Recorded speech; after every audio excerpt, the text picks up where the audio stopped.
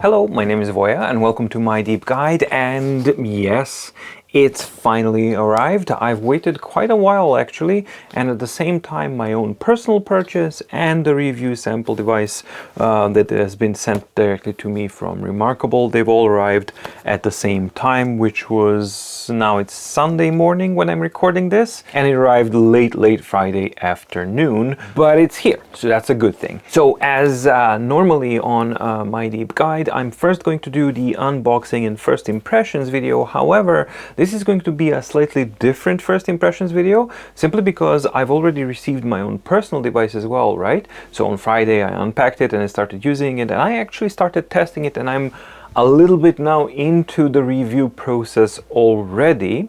And I was debating, should I delay the unboxing and first impressions completely, because I can't complete all of the testing needed for Tuesday when this video will be coming out, or should I make a slightly different unboxing and first impressions video? And that's what I've decided to do. So yes, of course I'll unbox it, but here's a couple of things that it's going to be different in this video. It's not genuinely first impressions because A, I've already had first impressions with the device in the Remarkable headquarters, and B, or two, I've already been using the device for 2 days, so it's not genuine first impressions. So instead of lying to you and giving you like, ooh, camera performance crap, I don't care about that. So I wanted to actually share with you my findings and observations that I've already established, and bring that to you now, and then continue working and bring you a whole thing in the in-depth review, right? So in this video I won't be covering everything, so you won't see an in-depth test or testing or even mentioning of the front light, other than that it's off when I'm doing testing and all that kind of stuff. So everything that you don't find in this video is going to be covered in the in-depth review. And before we commence with the unboxing and everything, I just want to invite you to go to mydeepguide.com/shop and check out the MDO and MMP, which both are hyperlinked PDF files that, in the case of MDO, it helps you organize all of your yearly, weekly, monthly, quarterly, daily planning and organizing needs, be it professional or personal. And MMP is My Deep Guide Meeting Planner, which helps you centralize, simplify, and organize all of your meeting planning needs. And yes, both of these work with Remarkable Paper Pro. There's been a lot of questions. Am I gonna make color versions of them because Remarkable came out with a color display? No, I'm not, because there's been color devices for a long time now. This is not the only color device there is, and I don't see colors as an important aspect of an organizer per se. And the whole point of these documents is that they're universal, so that you can use them equally well across all of the platforms. And in the case of Remarkable, because now you can have Remarkable 2 and Remarkable Paper Pro all on one account, it makes sense that you just keep the same file so that you can use it on both devices in the same way. All right, and now onwards with unboxing the Remarkable Paper Pro, which has already been unboxed. Okay, so here are the contents of the package that I received from Remarkable for testing. Now I've also received my own package, which is my own personal Remarkable Paper Pro that I purchased. The stuff that I've gotten for testing is obviously the Remarkable Paper Pro.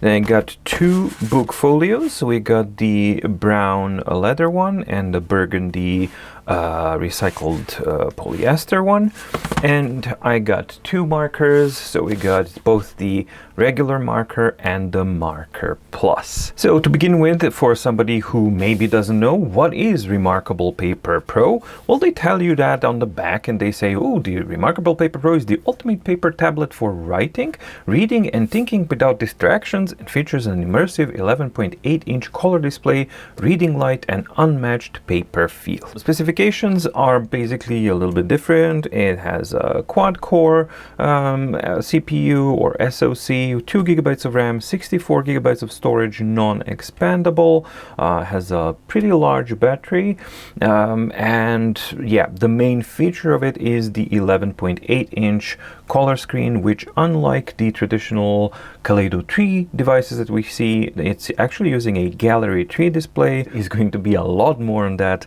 in the in-depth review, but you can also find additional information about the entire tablet and all that kind of stuff in my previous video. If you haven't watched, please do watch that. Let's open it up. The packaging, actually, it's quite cool because I think it continues the same approach that we've seen with the Remarkable 2. So the overall feel of everything is, I've been thinking about this, and the best that I can come down to is that the overall feel is like a private special occasion, because it is a special event, but there's no fanfare or glitter or anything like that. I appreciate that kind of stuff. I also like the fact that everything is recycled paper in the packaging itself. So we get the device, you get the legal mumbo jumbo quick start guide and welcome to our better thinking community, and you get the USB C to C cable, which is of an exquisite quality. I really love the color that they've chosen, and I love that it's lovely, thin, branded metal ended USB cable, so it feels really good and high quality. The only nibble that I might have is that it's C to C, not A to C. Supporting documentation, device, USB-C cable. So let's open up and check the device out. So standard type of packaging. Nice and not too sticky, and there it is. Better paper, better thinking, since a long time ago. That's their slogan. So right out the gate, we get to see quite a bit of changes in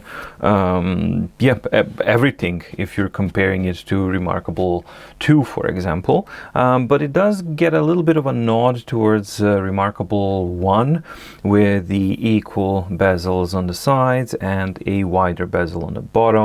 Except the Remarkable 1 had those 3 buttons there. Yeah, one could say that it also resembles the styling of a Supernote A5X. At first glance, when you just look at it, there's like nothing spectacularly new, right? So it's like a blend between traditional tablets that you would normally see. However, as soon as you pick it up, the moment in order to pick it up, you have to touch the edges, and your fingertips are sensitive and they feel something different. And what they feel are these lovely grooves that are following the whole entirety of the device all across. There we got the power button here, and you can see how the grooves and the attention to details is such that the grooves stop. There's a power button, then they start again, and then they continue going up to here, then they stop. Why is that?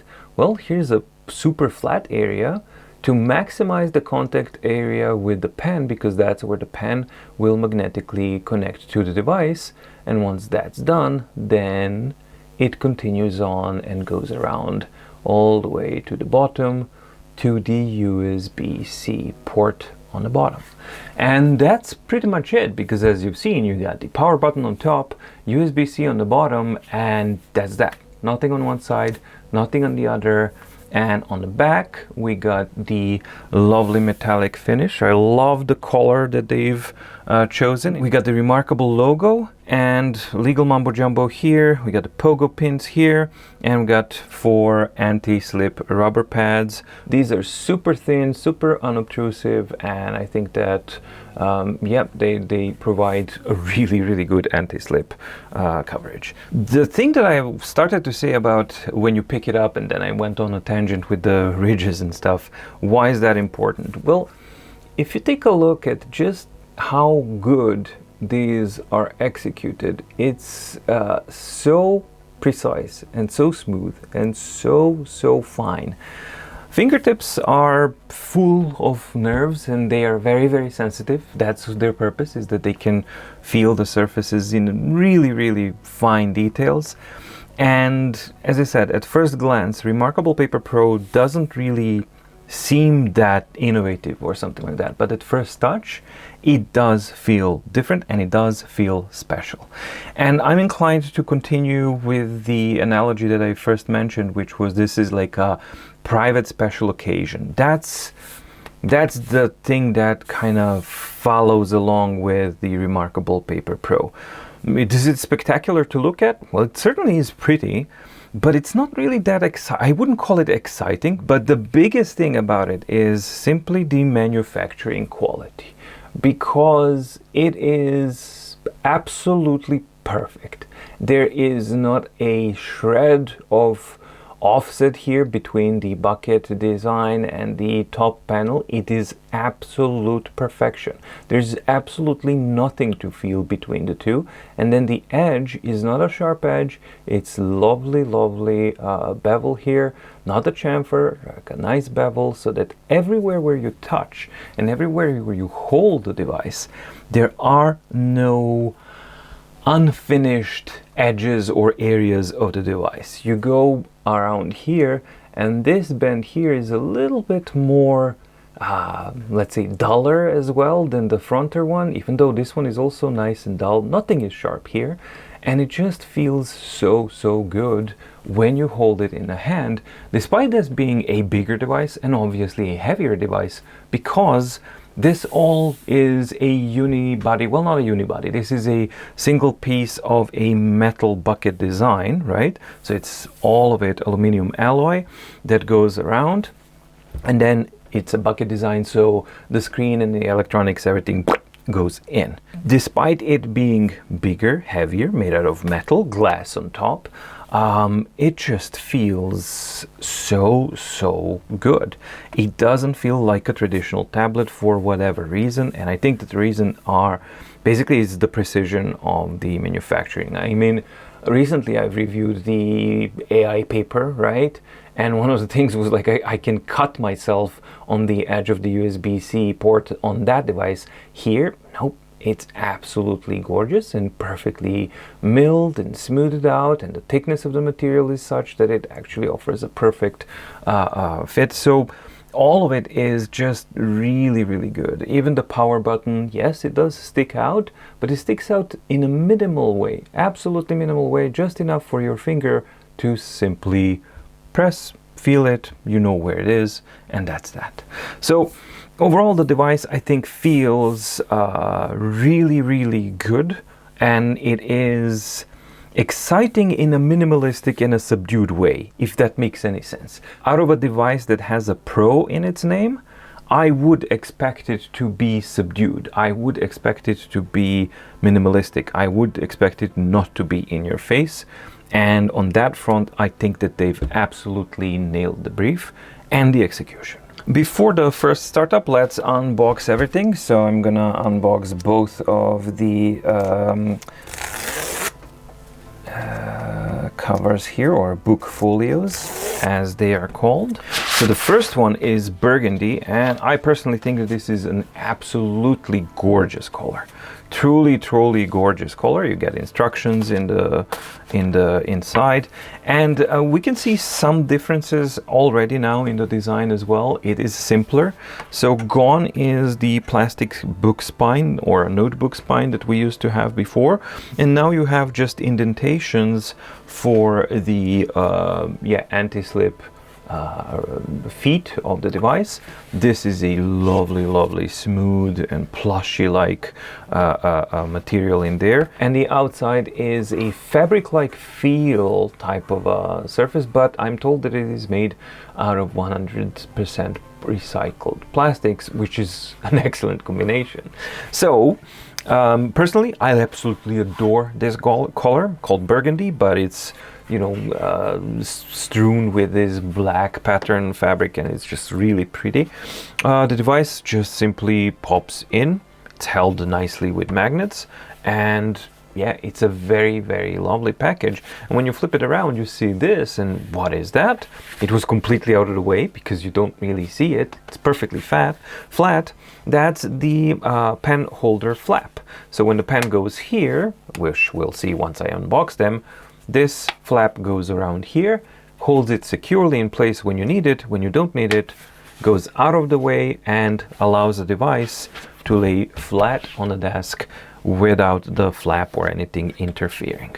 Another thing is also that this one is equipped with magnets, simple magnets that allow auto wake up and sleep for the device. There is a small magnet there somewhere that basically it feels like a magnet, I think, maybe. Yeah, could be. I'm not sure where it is, but something makes the whole thing hold together, that it just doesn't open. So you can shake it and then it will open. And how does it hold the device? Because it is heavy and big, it holds it really well. Can you lift the device up? Yes, you can. So for a flip book cover, it actually does everything that I would expect it to do.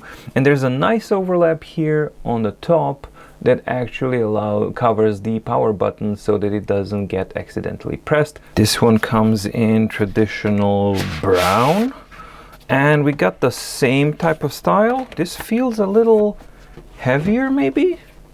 I'll have to put the scale on, but I think that the leather one feels, at least in my hands, feels a tiny bit heavier than the plastic one.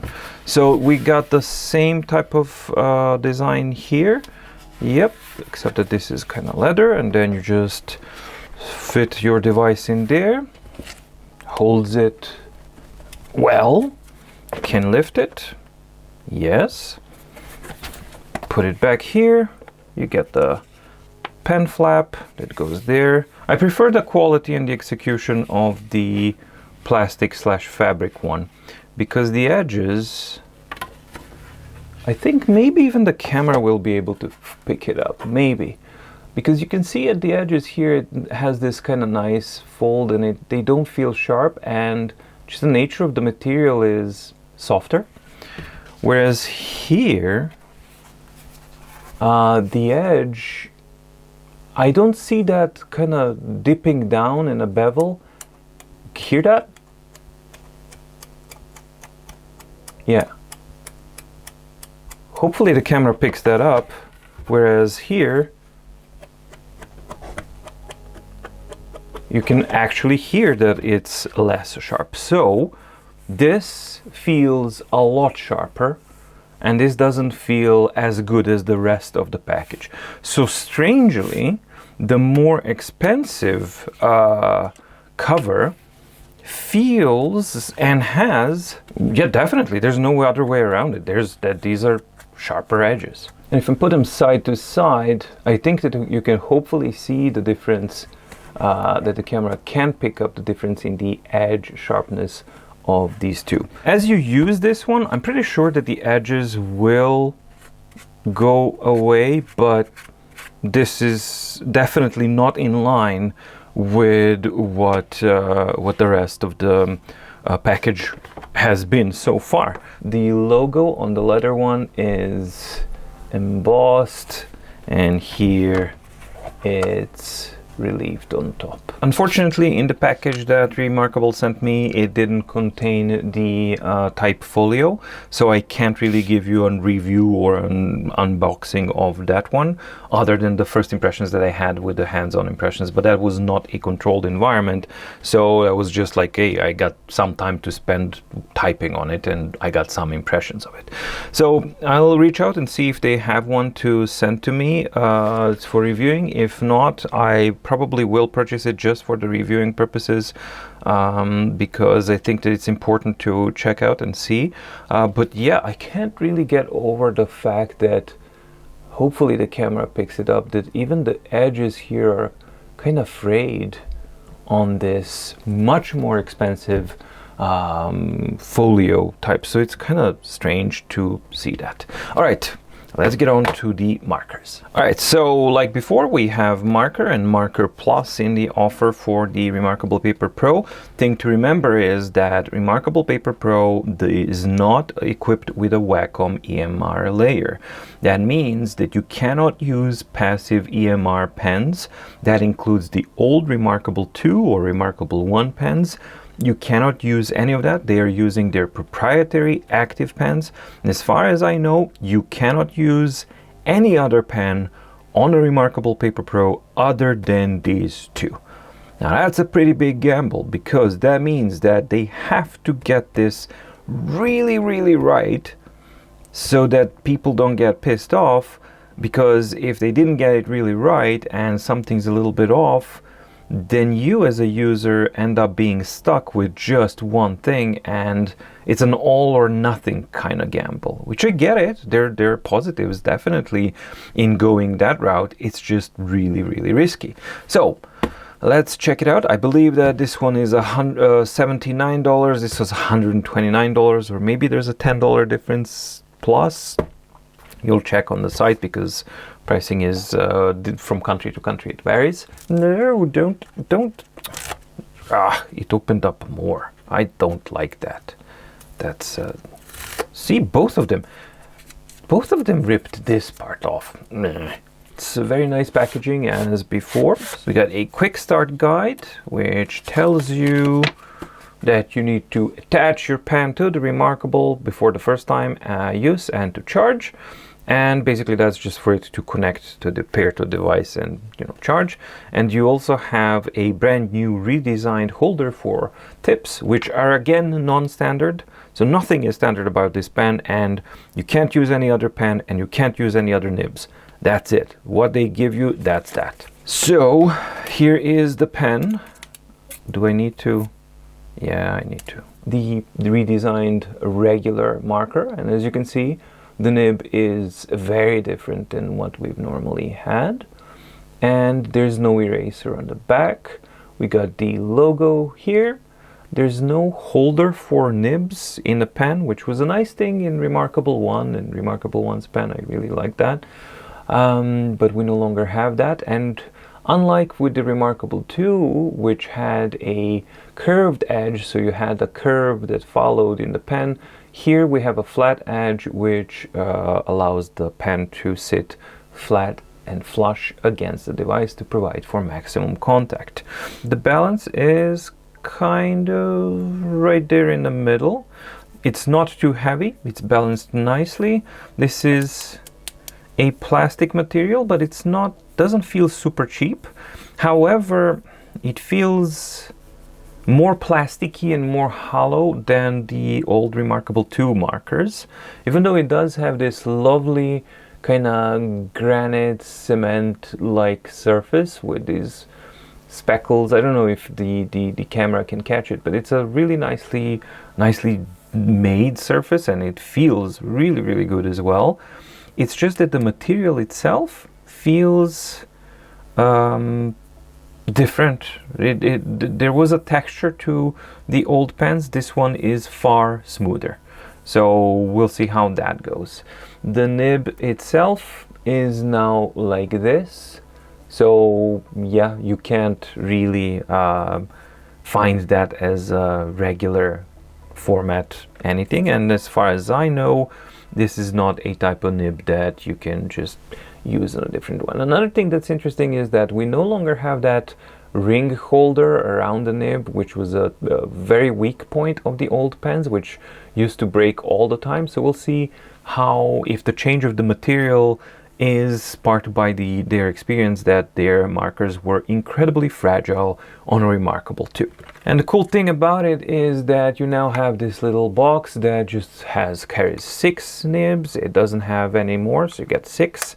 And you have all of this in here. So this is quite an elaborate design, and it's bulkier and bigger. So I know that they're very proud of this, and it's like, okay, fine, but it's shiny, it's nice, and it's big, but it's unnecessary use of plastics, unnecessary complication, unnecessary expense. In my mind, like, this is an over design as far as I'm concerned. It's pretty, it's nice, but is it something that's essential? Not really. I would have much more personally preferred that all the extra nibs are contained here, right? There's space there, right? And if you could just slip it and you have your extra nibs there, then it just works.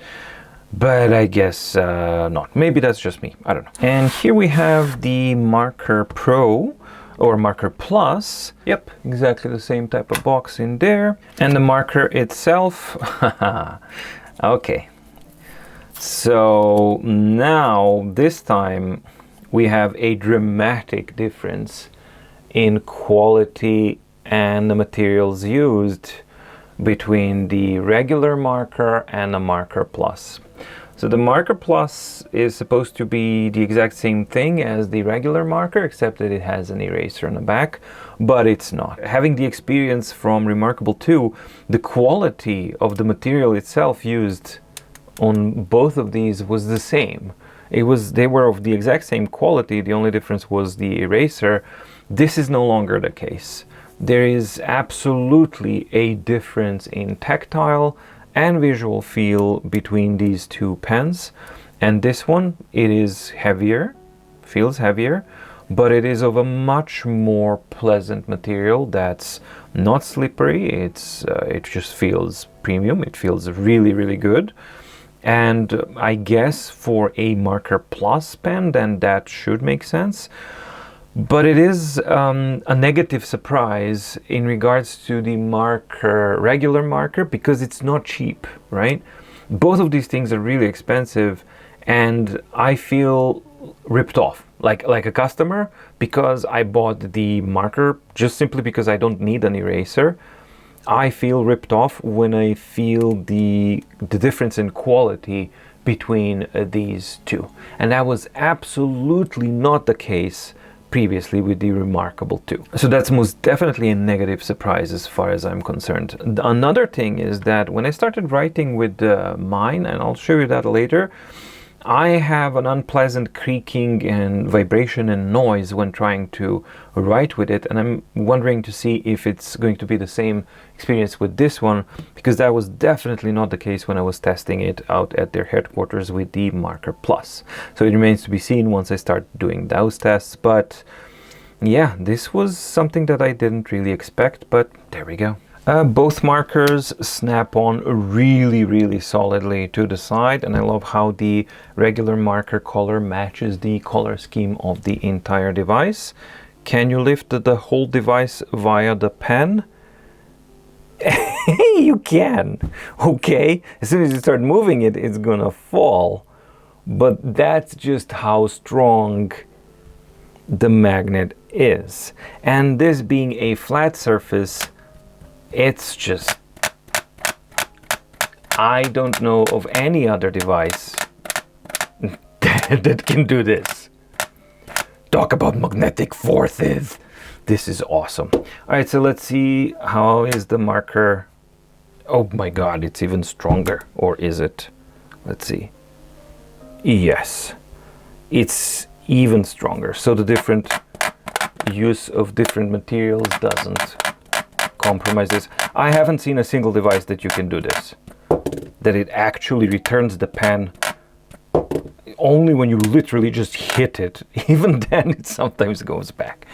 So it really, really holds the pen well, and if that's not enough, well, then the redesigned flap has you covered, because you just flip it around.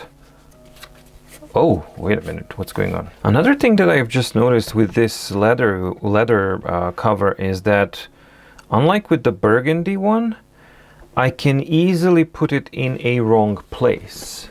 I don't know if you can see that, but the device is sticking out, and it seems like it's like correctly placed, like it's snapped into place, but it's totally offset, right? So it's very much offset, and if you actually put the pen in and you close it, you won't be able to close the flap. It didn't slip all the way in there. You need to push it, and then it slips into the place where it should be. And there's a bit more of kind of strangeness. I did not experience that with the other one. Here I have to guide it. Let me try and reproduce that with the other one as well. All right, so here's my personal one. I'm going to try and get that same result. So if I just put it from the, no, see? It just guides it into the place. So I can't do that on the burgundy or the fabric-like cover. I'm trying.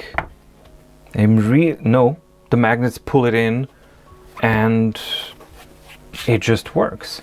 So that's absolutely a bigger difference, and the flap feels more flexible. So yeah, just don't go for this if you have not all ordered already. Really don't go for the leather one, because right now it's got issues. All right, so I'm gonna go through the first power up and onboarding process, simply because it's really easy, and I think it's done in a really good way, and that's something that I think it's a good thing to show, so that people can know how it actually works.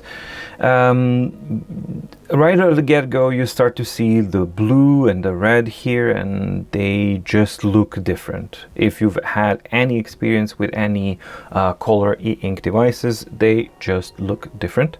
So get ready for Paper Pro. You'll need a smartphone or a computer to complete the setup. That's fine. Attach your marker. So in this case, we'll use the Pro. Okay, so I'm attaching it. Well, I've attached it and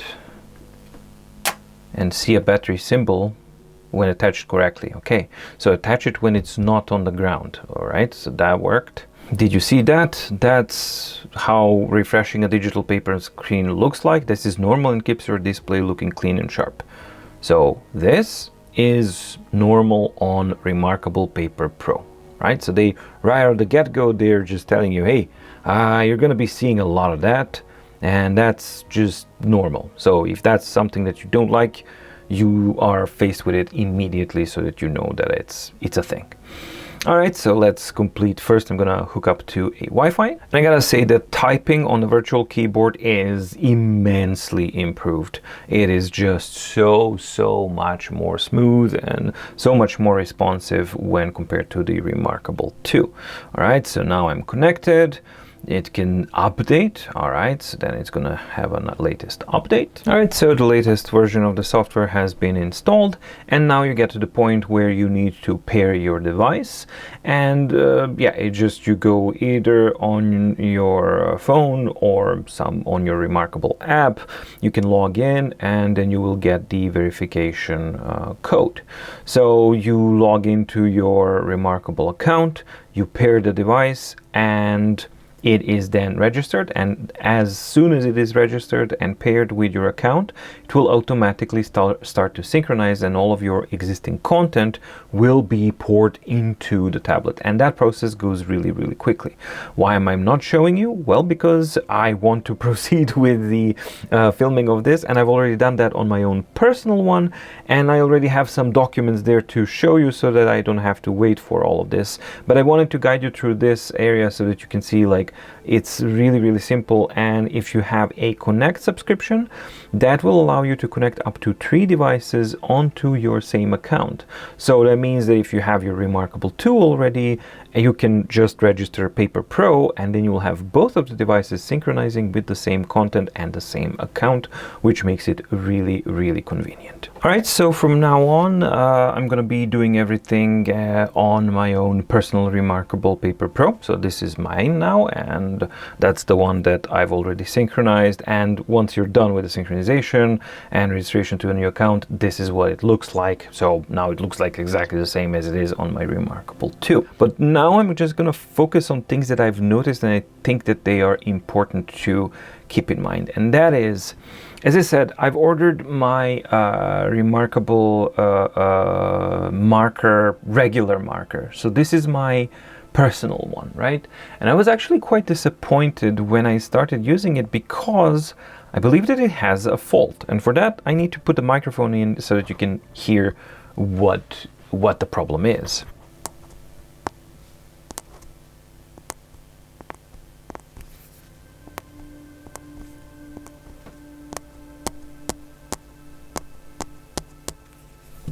And that's not the same, and this is the other marker that I just got from the package with the Remarkable, from the Remarkable for reviewing, and this is how this one feels. So you don't hear that other clacking and cracking. This is mine.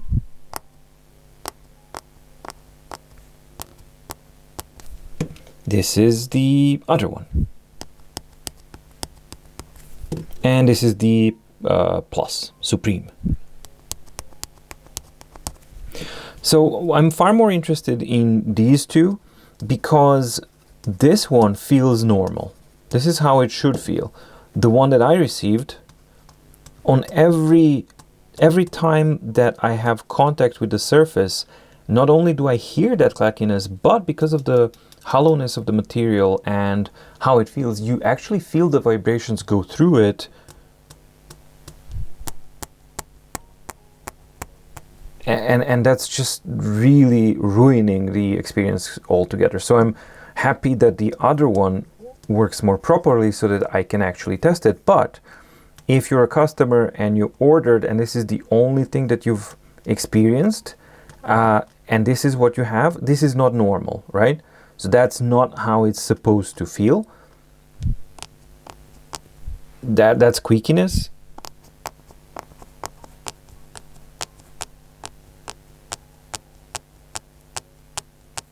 Like, I can do that all day long.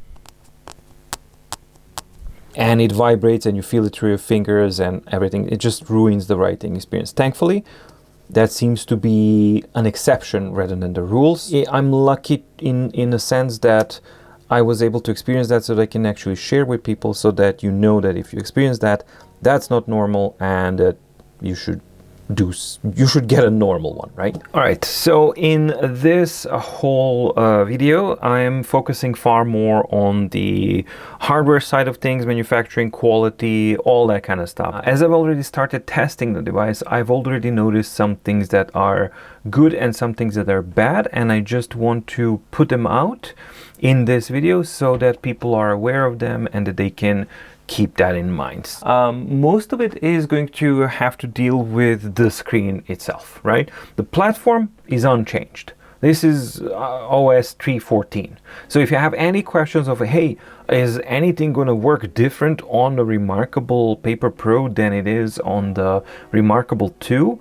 No, except for Remarkable Paper Pro brings certain things to the table that are an improvement. And they may be software or hardware and things like that. And I'm going to touch upon them, but essential functionalities remain the same. Let's compare some of the things that I believe are important. Right, so when I compare the Remarkable Paper Pro with the Go 10.3, for example, Go 10.3 is using a traditional monochromatic 300 ppi screen, and this one, Paper Pro, is using a Gallery 3 panel with a custom stack.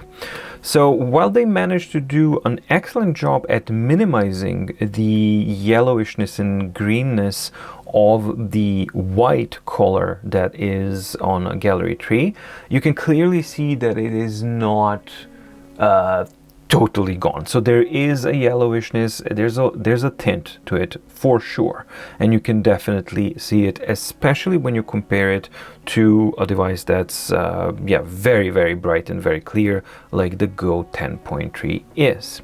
Okay, but now let's compare this to Kaleido 3. Okay, so here's my trusty old Note Air 3C, which is using a Kaleido 3 panel, and of course the front light is turned off on both of these devices, right? But it doesn't really matter in this light box that I'm using here, but still just for everybody to know.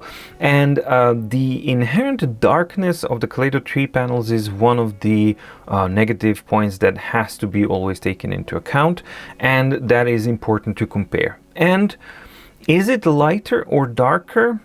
It's not, I don't know if it's brighter. Maybe it is a marginally brighter, but it does have a different tint.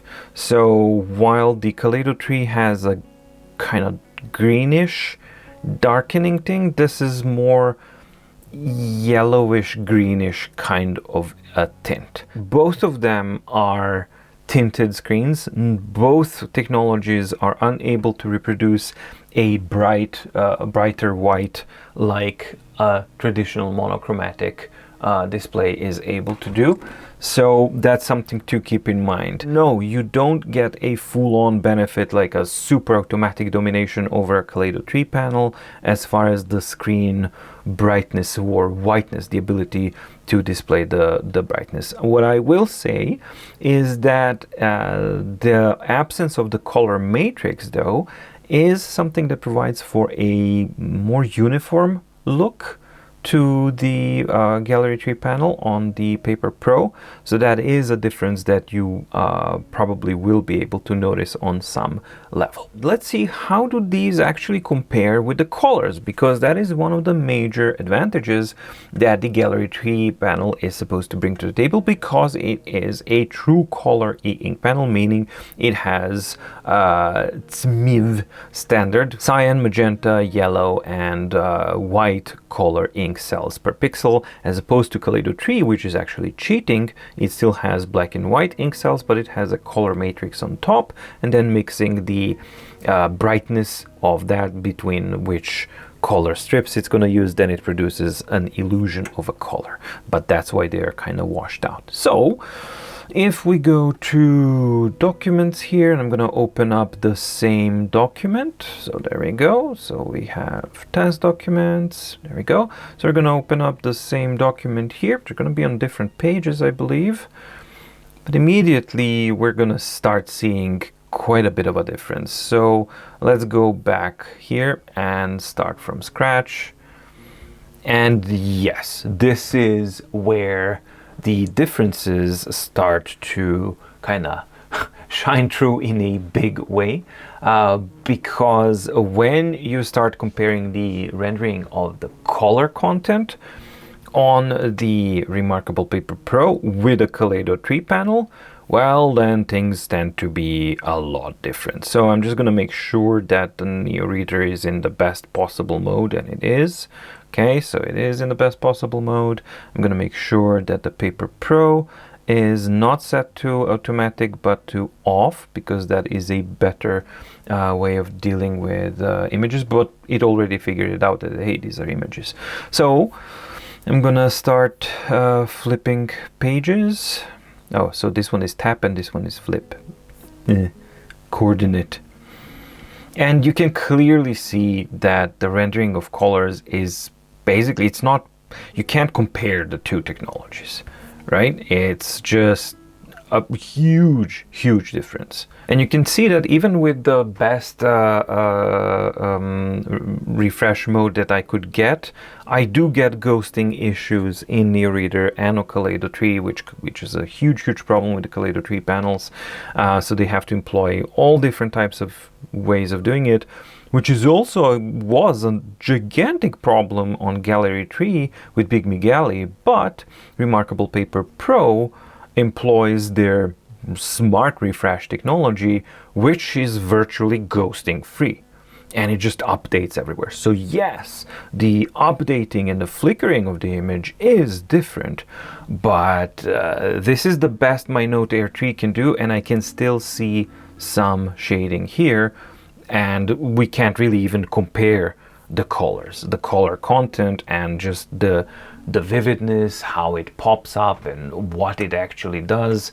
Let me lift this one. All right, so I've lifted the Note Air 3C now so that it doesn't catch the reflection of the light, so that you can see it as equally as possible.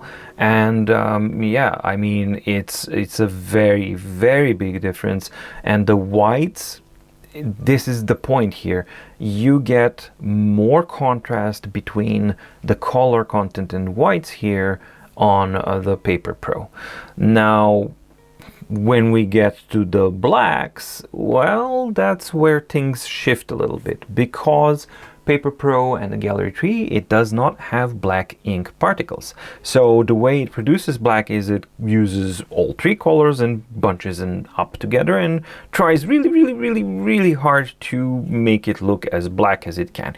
And it does do a decent job. I think that it's absolutely capable of producing really good results. So you can see South America here, South America, beautiful places. So even really, really thin content here looks quite good. I'm gonna get it close here so that you can see how it looks like. However, when we get to grayscale, then things turn to kind of be really, really problematic. And I think that this is not a problem with the screen, this is a problem with how Remarkable is calibrating their devices, because you do have the same paleness of grayscale issue on Remarkable 2 as well. So I'm inclined to believe that the grayscale rendering calibration is not done properly on a Remarkable OS, right? And that's why we're seeing that because you can see a gigantic contrast between the black numbers and what is supposed to be grayscale content, whereas on a Note Air 3 it's nowhere near such a big problem. And that grayscale issue on the Remarkable actually translates to other documents. Engineers managed to squeeze out as good of a black that this display can display, and we can see it here. South America, beautiful places, and the numbers here. Crisp, sharp, very nice.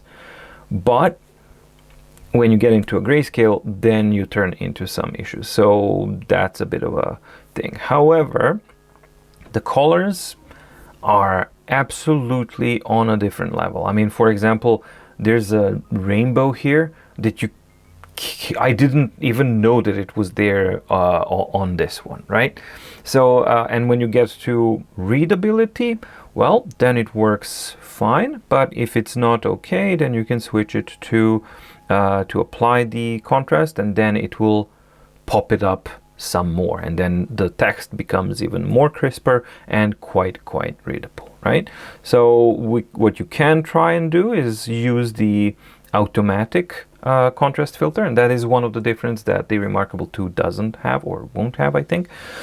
And that one will try to automatically understand, hey, the page contains majority of text, then I'm going to use the filter. If it's majority of images, then I'm not going to use the filter. I've seen it to be like a bit of a hit and miss, so we'll see how it works. I'm just going to go through.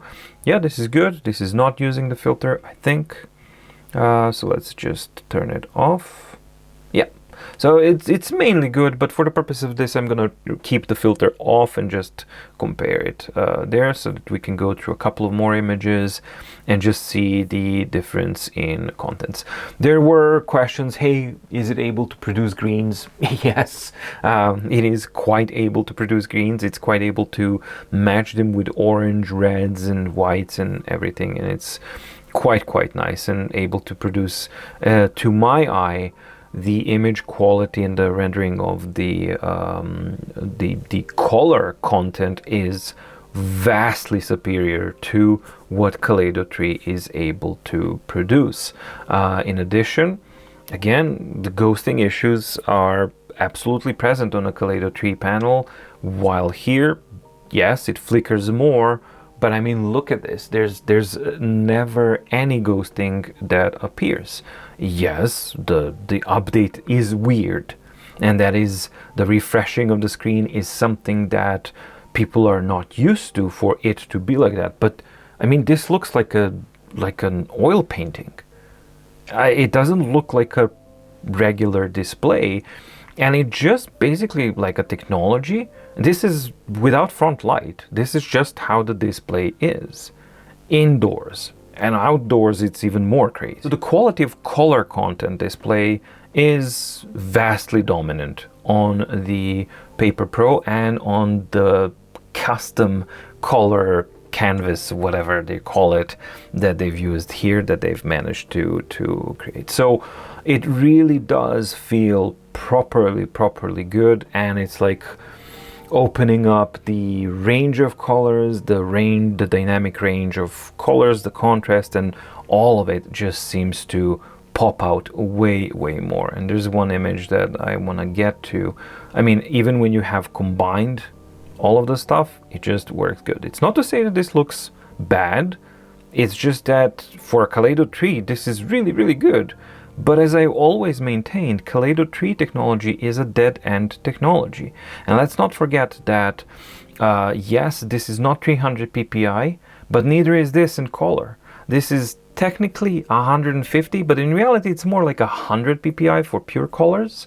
And this is 229 ppi no matter what you're doing, right?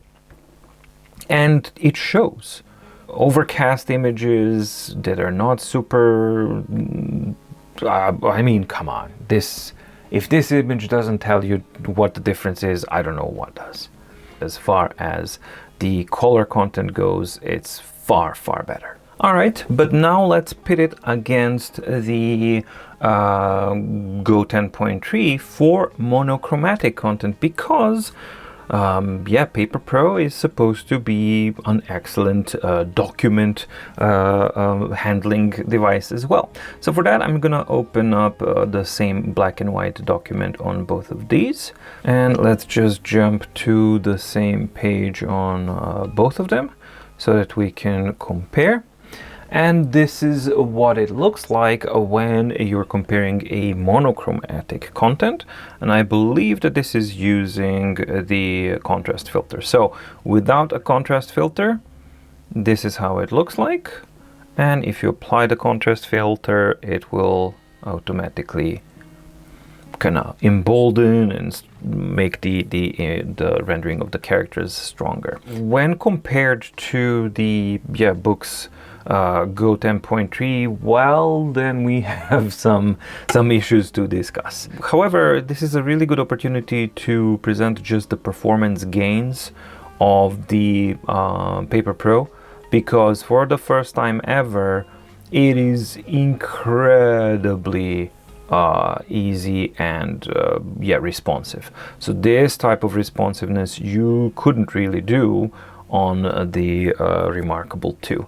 And you can see in this fast refresh mode, you can see that it's doing a lot of ghosting and a lot of things, but as soon as you release, it will, well, it is cleaning it up. Like, see, it just kind of whoosh, gradually disappeared over time. So what I'm going to try and do is, because here obviously I have excellent formatting mode, so I can just fit screen and then it's perfect. Unfortunately, in Remarkable you don't have that, but you do have an option of going to adjust view. So fit width is not going to be enough, so I'm going to try and fit custom, and I'm going to try and match it so that it looks as close as I can get it.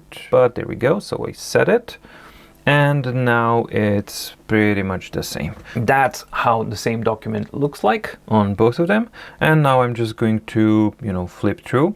All right, so now we get to the images, and this is with the filter, automatic filter on.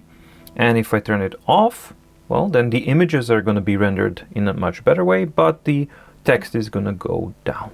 So in my reality, I would use it with the filter off for these types of documents, and that's how I'm going to review it here, because this one as well, I'm not using anything super strong or anything like that. I'm just using everything normal so that it looks good on both devices as I would use it. So let's now compare. And you can see this is a document that I've marked previously, and now because it's color, we can finally see the highlighting in color, which is a nice thing to see. The rendering is okay, but in a monochromatic content, I mean, this is a really good example here. That yellowishness and the absence of white definitely sticks out, especially when you compare it to the Go 10.3. Let's lift it up as well. All right, so I lifted up the Go 10.3 so it doesn't have a reflection, so that you can see it as clearly as possible. It's okay, it's fine. It's like reading on an older piece of paper. That's what it looks like. While this is far, far crisper and sharper and more cleaner. The overall impression is that softness is how I would describe monochromatic content on the Paper Pro. It's soft. It doesn't offer sharp contrast in any given point. So that's something that you can't really rely on. but it's not something that I would characterize as unpleasant.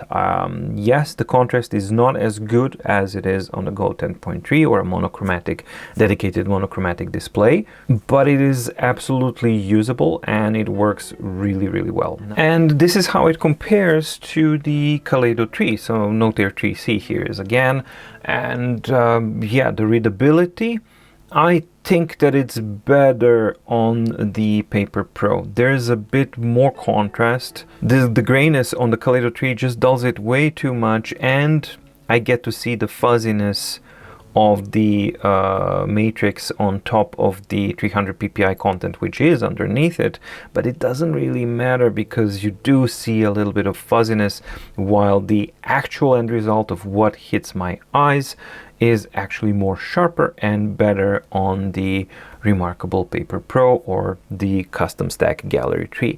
And I gotta say that I really do like the way the text just simply fades between these two. It's just really kind of cool, and I prefer that than the actual blink that you see here. So let's go back between two text pages. So you see there's like a big blink between these two, and that's like the best way that it can render it. Of course, if you go to speed mode, then it's not blinking, but I'm just comparing like the best mode that both of these have. You get the blinkiness of the refresh of the standard one, and here it has this kind of crossfade effect, which for just text I think is actually quite pleasant. What, did it crash? Did I crash it? No, I didn't. The only thing is that when you have content that's more dynamic and more involved, then I don't know what's happening, why it's suddenly weird with responsiveness. Maybe my fingers got weird. Yeah, they're dry. The other finger doesn't work. This finger works. So yeah, I mean, for reading documents, I definitely see that the Paper Pro, if the way that it refreshes the documents is something that you're not against and it doesn't irk you the wrong way, it does have a lot of positives to offer.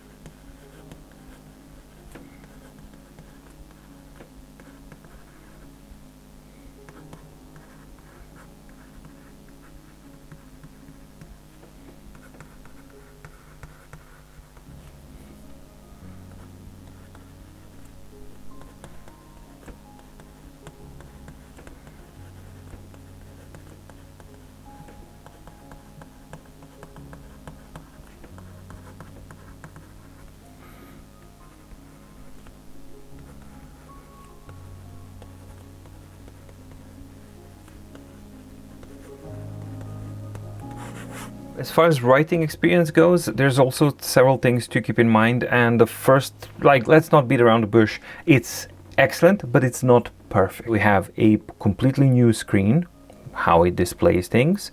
Then we have a completely new surface on the top of the device because it doesn't have a laminate on top of a glass. It doesn't have a screen protector or anything like that. Nope. The glass itself is has a relief or has a structure that is paper-like, right? So that's also different. And then we have the pen, which is completely different. It has a completely different nib with completely different material, shape, hardness, all of it.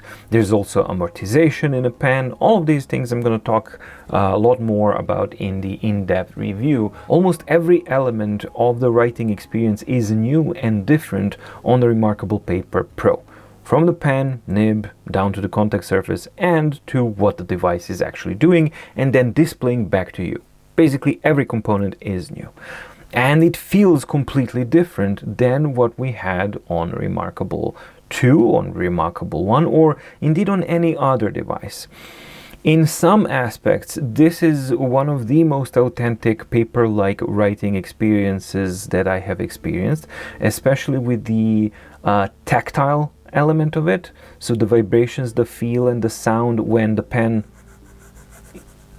is going across the surface of the nib, it feels really, really good. The writing latency is incredibly fast with the black content. We will talk about that as well with the color content, how it works. But now I'm focusing just on pure writing. However, there is this element, right? So as soon as my pen is on the surface and I'm writing, everything is 10 out of 10. Just feels perfect. However, we don't write like that. We do, every time we need to start writing, we make an initial contact with the surface. And unfortunately, what you're hearing here is not just an auditory thing. There is a hardness and a clackiness that I do feel when doing this. Now, I'm going to do a test here. I'm just going to put headphones into my ears and see if what I'm reacting to is just auditory or if that is something that I'm also feeling.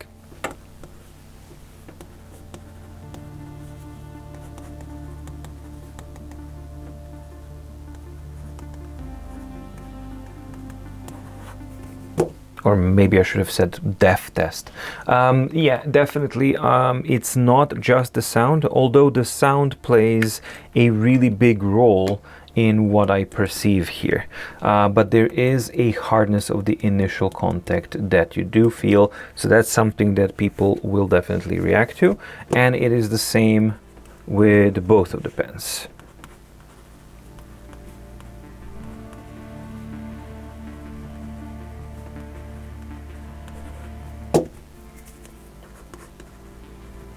Yeah, actually I prefer, even though I prefer the texture of the Marker Pro, for some reason I prefer the writing with the marker when it works, with the normal marker. So the writing experience is almost perfect. It's just that initial contact and the hardness of the initial contact and the clickiness of the contact that might be something that will deter some of the customers, and it can be a distraction.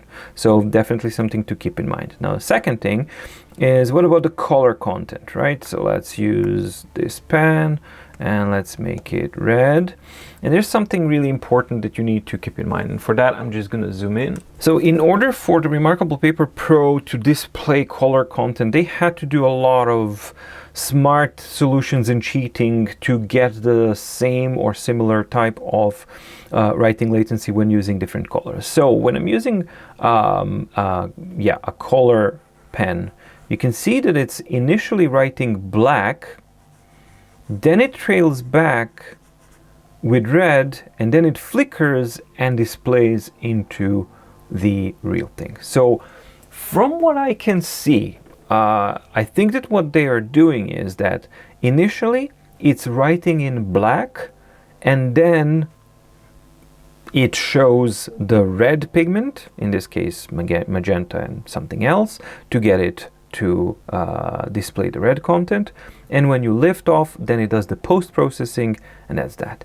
And that trailing speed of the color that's following the black one, that is going to be different from color to color because of the way the display is and how it is able to handle things. So when writing in color, and then I wait, boink, it just makes it all nice and dandy. So now let's go into green.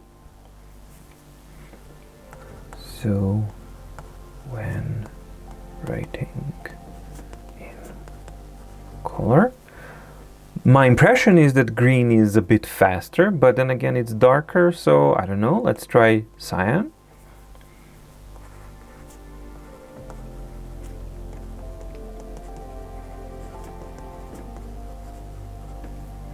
Again, very similar type of impression, but the thing is that once it post-processes, then it really looks really beautiful. Yellow is going to be very difficult to be seen, so I'm going to use a thicker one. So let's try.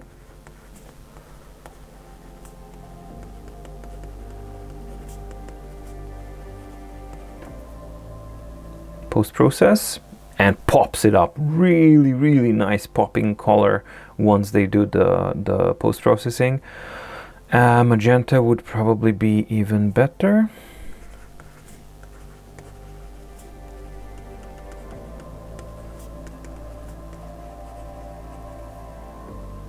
And pops it in.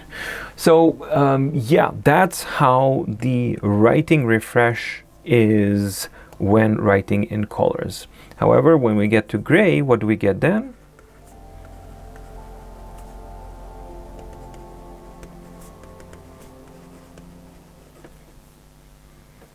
It's very similar. So I think that what they've done is basically they've tried to do the best of both worlds.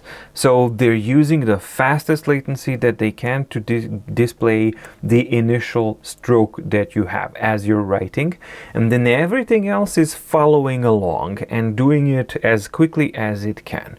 So that is another thing that you need to be aware of, how the technology works and how the device actually works when writing. The first one is the refresh methodology, which I already talked about and showed, and this is the second part that you really have to keep in mind, and it's closely tied to, you know, the technology of the screen. Make a decision if this is something that suits you or not.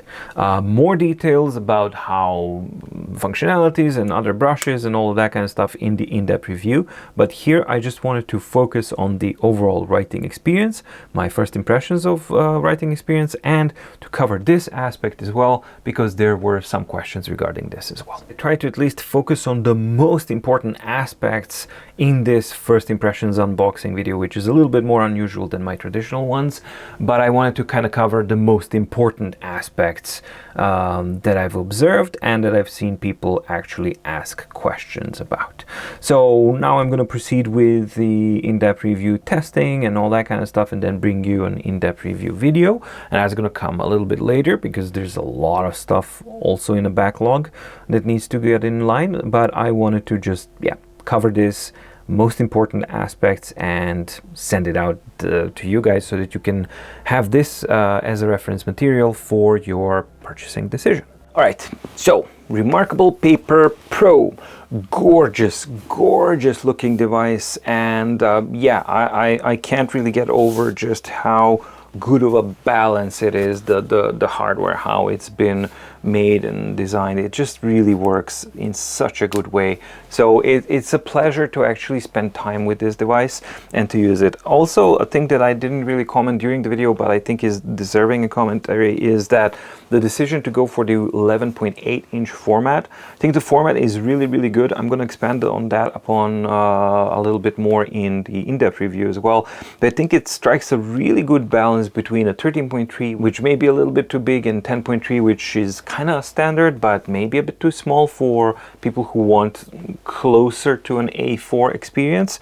So this is something that actually just gets really close to that, and I think it's a nice balance between the two. It's unusual, but it fits really well. Other than that, like, I've already said everything I had to say, so I'm not gonna yammer about because I want to spend time continue testing this, and also there's like so many other devices to go through and so many videos to go through in this period, so it's gonna be a lot of work.